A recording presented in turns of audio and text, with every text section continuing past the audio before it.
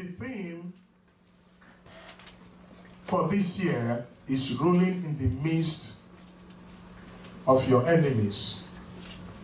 Ruling in the midst of your enemies. But there are some certain traits, some certain habits, some certain conduct that if we don't put in check will hinder us from ruling in the midst of our enemies. For the past few weeks, I have talked about the attitude of a winner. I spoke about overcoming worry, because those are things that will hamper and hinder a person from ruling. So today, I want to talk about an issue that if we don't deal with it, it will rob you of your joy, and also it will rob you of your spiritual usefulness.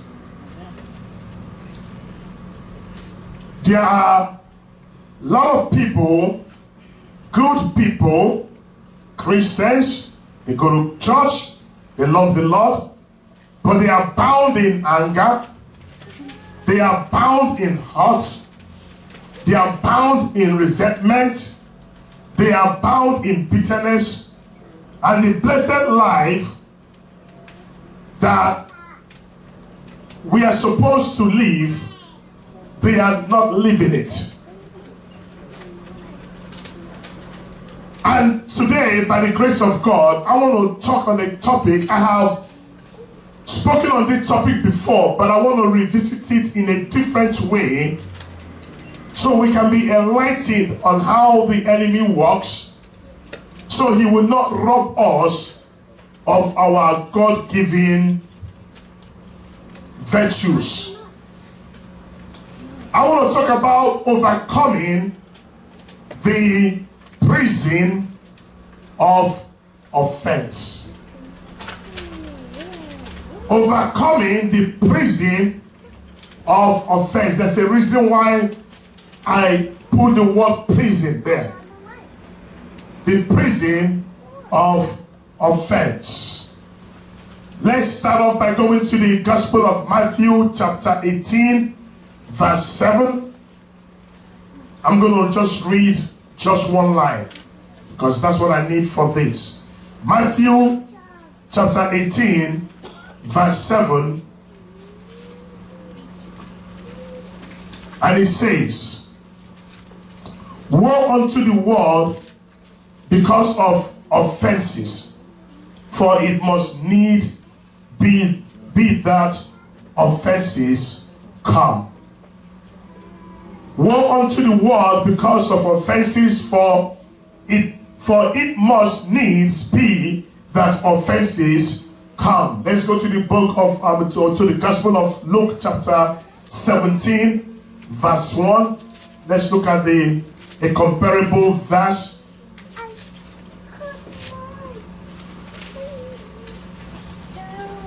Luke chapter 17 verse 1.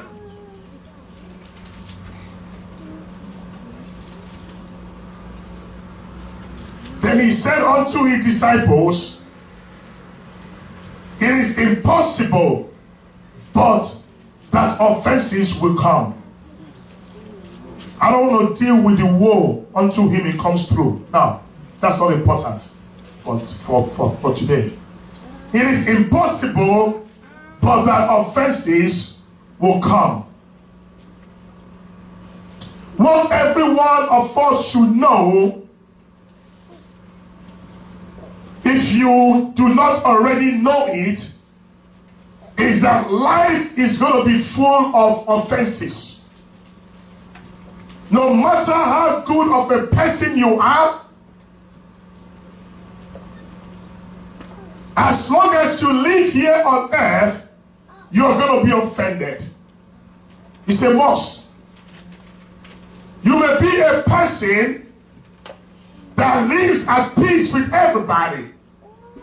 That does not necessarily mean that everybody lives at peace with you. You may be a person that cherishes everybody's space does not necessarily mean that people will also cherish and respect your space.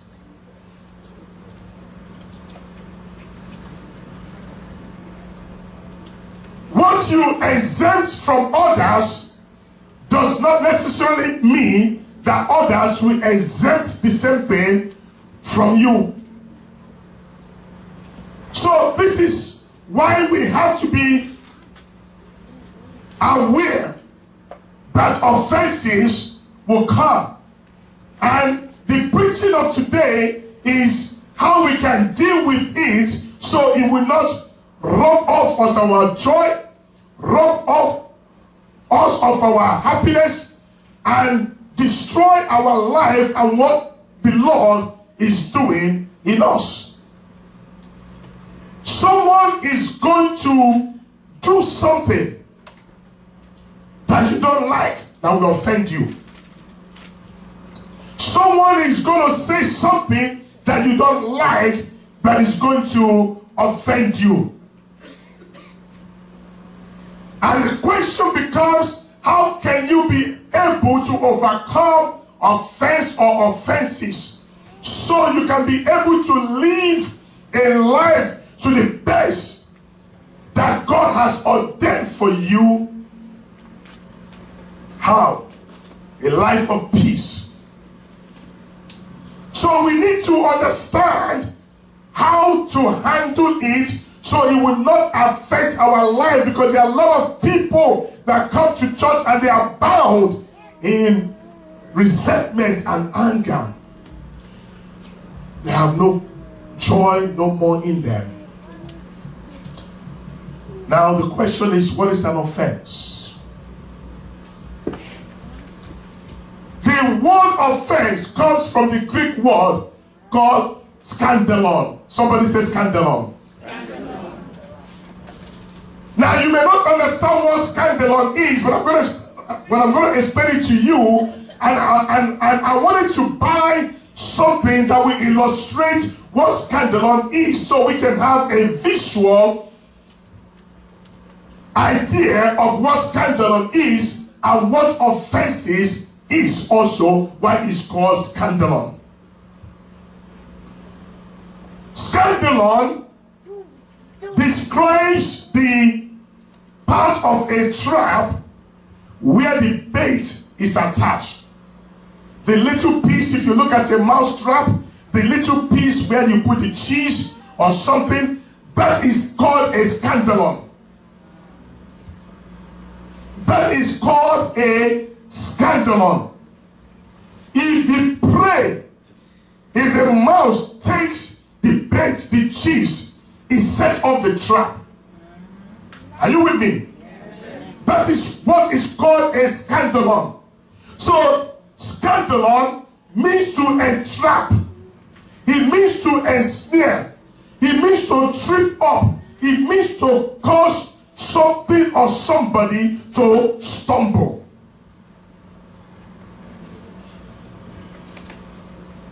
So offense means to entrap. It means to ensnare. It means to trip up. It means to cause a person to stumble. Offense is one of the primary baits which Satan uses to entrap his victims. Offenses. Once you are in his trap, he can easily subject you to anger. Once you are in the trap, he can easily subject you to resentment and criticism. This is the reason why anyone offended, they are very critical. They have critical spirit. Not because they want to, it's because of the offense they have gone through. Are you with me? Amen. So we must learn how to recognize the bait and not take it. If we do, well, we have to learn how to deal with it and free ourselves, because it's a prison.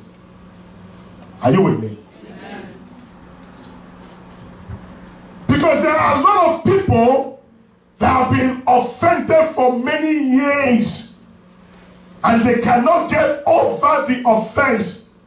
They keep on nursing the offense over and over and over in their head. They keep nursing the offense that somebody did against them 10 years ago, 5 years ago, 15 years ago, and they've not been able to get over it. I'm going to give you 4 truths of offense. 4 truths. Every offense not properly handled will give room for anger, resentment, bitterness, criticism, and many times open doors for Satan. I have used this illustration before when I spoke about how to guide your heart. And I'm going to use it again because it speaks so truthfully in what I'm saying here today. Because when we are offended and we don't deal with it properly, either somebody offended you, your father, your mother, your loved ones, anybody offended you, if you don't deal with it properly, it opens up a door to Satan to do something against you. And this was exactly what happened to Judas Iscariot, the person that betrayed Jesus. 6 days before the Passover, Judas did not plan to betray Jesus. No, it never occurred to him to betray Jesus. But something must have taken place for this man to commit such a heinous act against Jesus. And you may ask yourself, what was it? Jesus rebuked him publicly in front of everybody. And anytime you rebuke a person, there's always a tendency for the person to be embarrassed. And that was exactly what happened to him. He got embarrassed. And if you read your Bible very well, you come to find out that Judas was never the only person that Jesus rebuked. He rebuked Peter so many times. But Peter had the presence and the sense to know that it's for his own good. But Judas took it differently from Peter. So to him, he went home, he started thinking about it, and he started saying to himself, I've been with this man 3.5 years, I've left everything for him, and this is how he's going to treat me. This is what he's going to say to me in the public, in front of everybody. So as he was meditating on this over and over again, Satan dropped a hint to him, an open door. Satan dropped something into his spirit. And the Bible tells us later that Satan entered in him. And this was when now he went to the people and said, listen, I'm going to sell this man. I'm going to betray him for 30 pence. So when you don't handle offenses very well, it's going to open door for Satan. 2, offenses not handled properly will close the heavens upon the offended. People are looking for open heaven, but if you don't handle the offenses that you are going through, or someone has offended you, there's no way that your heaven can be open. Because when you, the offended, refuse to let go, when you, the offended, refuses to let go, there's no way that God will let go his hand upon you. Are you with me? Amen. Offenses are wrong. So also, anyone that refuses to let go.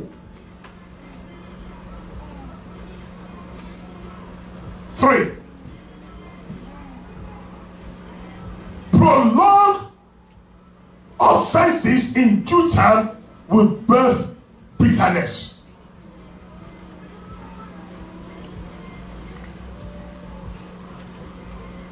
Prolonged offenses in due time will birth bitterness, and bitterness, when you don't deal with it accordingly, brethren, it will lead to revenge.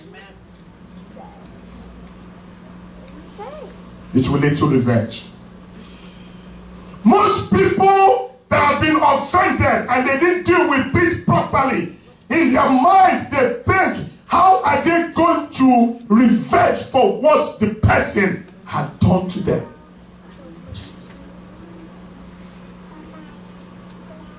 Bitterness is always rooted in offenses. Anyone that is bitter is because once upon a time in their life, someone offended them. Someone offended them. You cannot expect to be bitter and be, or should I say that word again? You cannot expect to be better and be bitter. Because a bitter person never gets better. For facts. Your ability to handle offenses proves that you are spiritually grown. It's so unfortunate that in the churches of God all over the world, there are baby Christians all over the place. Adult people that are still in diapers.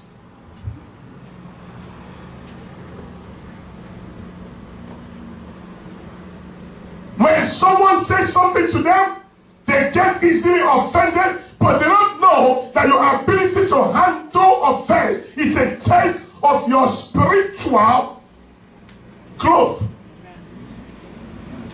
If you are easily offended by the actions of others, it is a sign that you are not growing as a Christian. Because in reality, offenses will come. Your children will offend you. Your parents will offend you. Your husband will offend you. Your wife will offend you. Your pastor will offend you. Your church sister will offend you. Your church brother will offend you. But the test of your growth in the Lord is how you handle the offense. Amen. Are you with me? Amen. Now, why we cannot control the intentions or the behaviors of other people? We don't have control over them. You cannot control what somebody dishes out to you. You don't have no control over them. You don't have no control the intentions of someone else. You have no control over this. But we can determine how we can act. Amen. Amen. When you look at road rage and the consequences that comes after road rage, what is it? Simple. Someone has gotten offended, and then the offended person doesn't want to give up. Because why? He wants to state his right.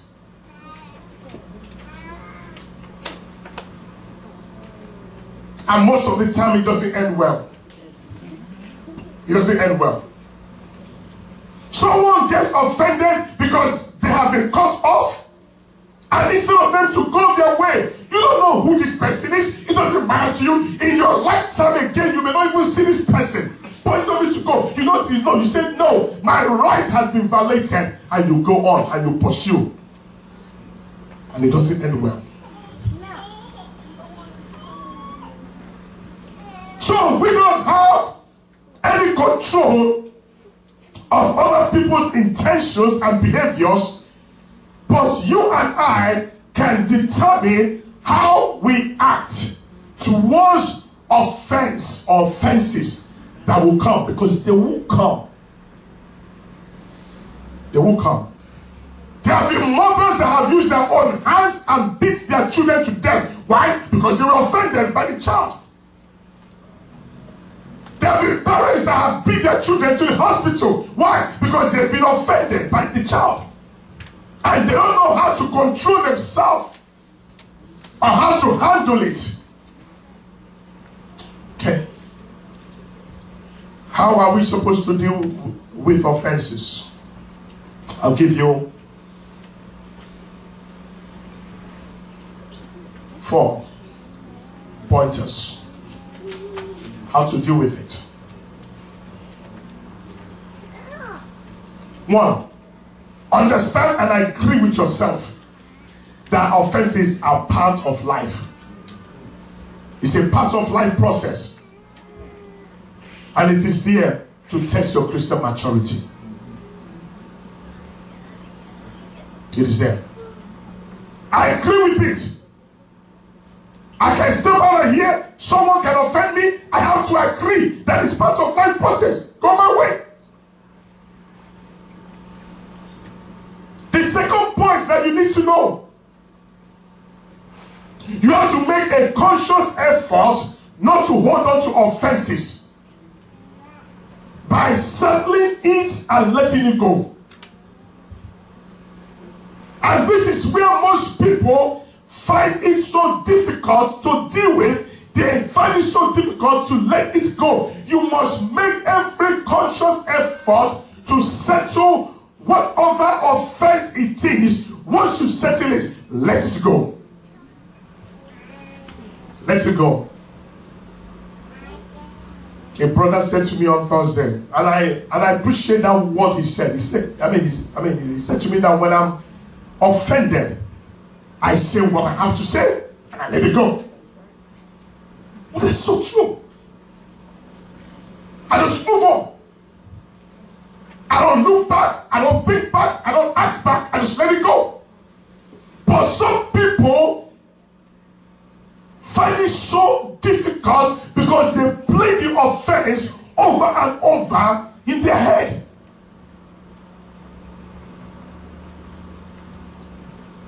Someone has offended you. Yes, that is quite true. But it's not the end of life.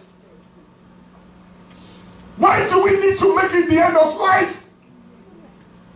You know, I went to the store some time ago, and the lady that was cashing me out broke all the things I bought. And she was so afraid, and she was like, oh, I said, calm down. It's a mistake. It's not the end of life. And she was like, you have no idea, sir, how many people will react differently. I said, my dear, there's much more greater in life than this. There's much more greater in life than this. Once you've been offended, settle it, let it go. Forget about it. The book of Ecclesiastes chapter 7 verse 21, and it says this. It says, also take no heed unto all words that are spoken. Also take no heed unto all words that are spoken. It says, do not take to heart everything people say. Do not take to heart everything people say. In case, in least, thou hear your servant curse you.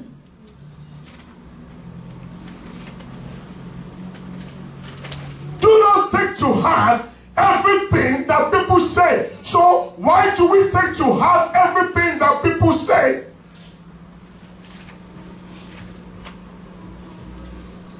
You know, when we get offended, I want you to think about this with me. When we get offended, it affects our nervous system.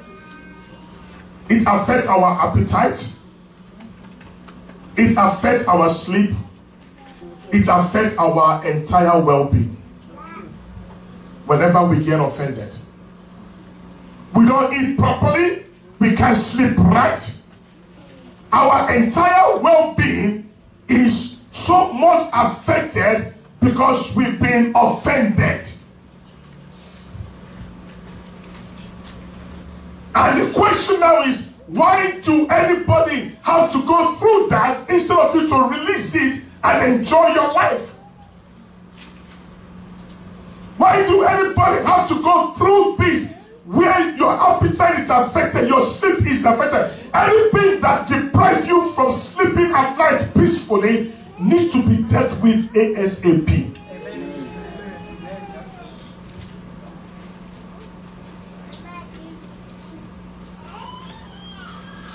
The third one, make a conscious effort not to be offended.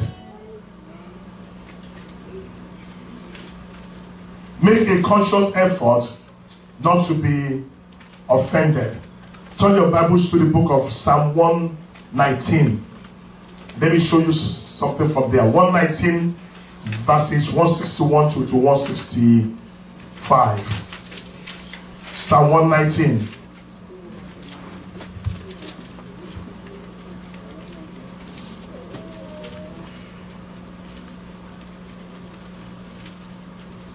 He says, princes have persecuted me without a reason, but my heart is standing in awe of thy word. I rejoice at thy word as one that findeth great spoil. I hate and abhor lying, but the Lord do I love. 7 times a day do I praise thee because of thy love, because of thy righteous judgment. Then I want everyone to see 165. He says, great peace have they which love thy law, and nothing shall do what? Offend them. Great peace have they which love thy law, and nothing shall offend them. So that means there's a place in God that will lift you up beyond the possibility of offense. There's a place in God which will lift you up beyond the possibility of offense. He says, great peace have they which love thy law. Now the question is, what law? What law? What law? What law? Great peace have they which love thy law. What law? And nothing shall offend them. That takes me to number 4.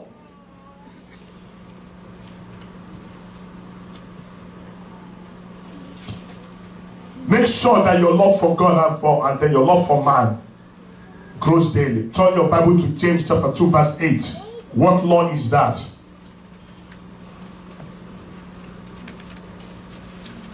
James chapter 2 verse 8.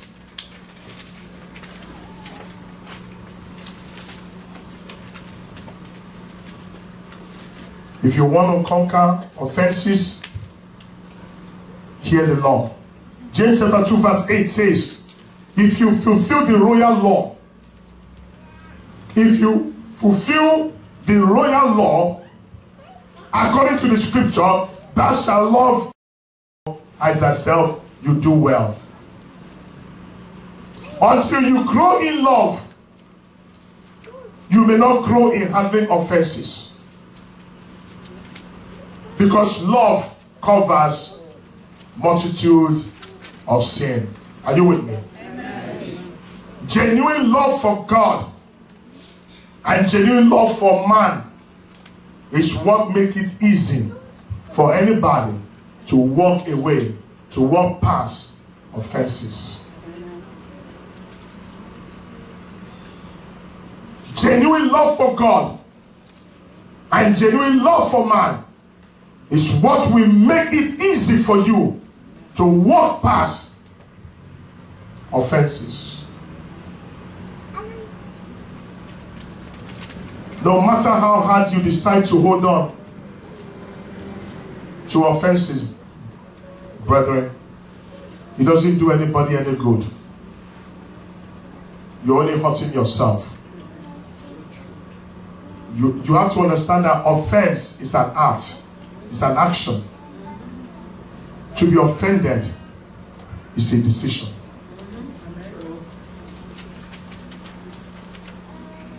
Offense is an act.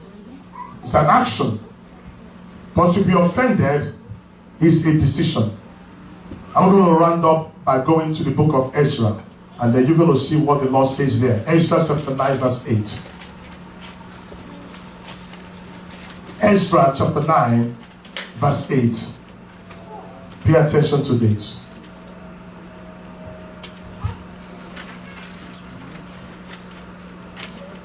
He says, and now for a little space, grace has been shown from the Lord, our God, to give us a remnant to escape, and to give us a nail in this holy place, that our God may lighten our eyes and give us a little reviving in our bondage.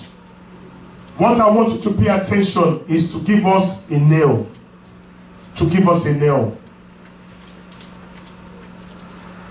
The only thing that God will give you is a nail. What you do with that nail is not your concern. Are you with me? God will not give you nails. God will give you nail.